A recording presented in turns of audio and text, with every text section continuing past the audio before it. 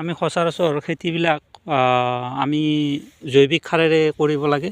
এইকাৰণে জৈৱিক সাৰেৰে কৰিব লাগে, জৈৱিক সাৰ দিলে তাৰমানে নিখুঁত বস্তুবিলাক মানে বেমাৰ আজাৰ অলপ কম হ'ব পাৰে। আৰু জৈৱিক সাৰৰ গুণাগুণটো অলপ বেলেগ।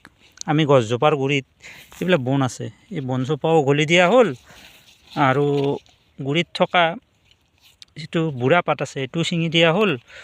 তাৰপিছত আমি কি কৰিম, ইয়াতে এনেকৈ অলপ চাফ চিকুণ কৰি লৈ এই জৈৱিক সাৰ এইটো এই গুৰিত এনেকৈ অকণমান ছটিয়াই দিলোঁ, এক মুঠা দি এনেকৈ যদি আমি এনেকৈ দিয়া হয় নহয়, এই গছজোপাৰ কি হয়, প্ৰথম কথা মাটিৰ যিটো জাল থাকে, বন পাত বা যিটো মাটিৰ গেছ থাকে, গেছটো বাহিৰ হৈ যায় ভিতৰত থকা।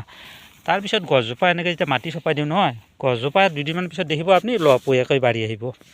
এনেকৈ আমি জৈৱিক সাৰ দিয়াৰ ব্যৱস্থা কৰি আছোঁ। এইবিলাক কৰি থাকি ভাল লাগে, কিবা এটা ভাল লাগে। আমি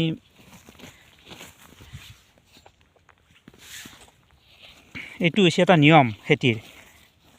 আমাৰ যিবিলাক ব্যৱসায় পদ্ধতিত কাম কৰে সেইবিলাক মানুহে এইবিলাক নকৰে।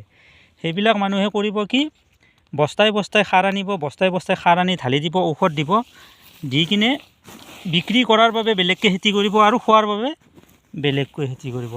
তেনেকুৱা মানুহৰ পৰা এইবিলাক চব্জি কিনি খাব নালাগে। পাৰিলে ঘৰৰ ওচৰতে অলপ যিখিনি পাৰি সেইখিনি শস্য খেতি কৰা আমাৰ দৰকাৰ, প্ৰতিজন মানুহ ঘৰতে দৰকাৰ।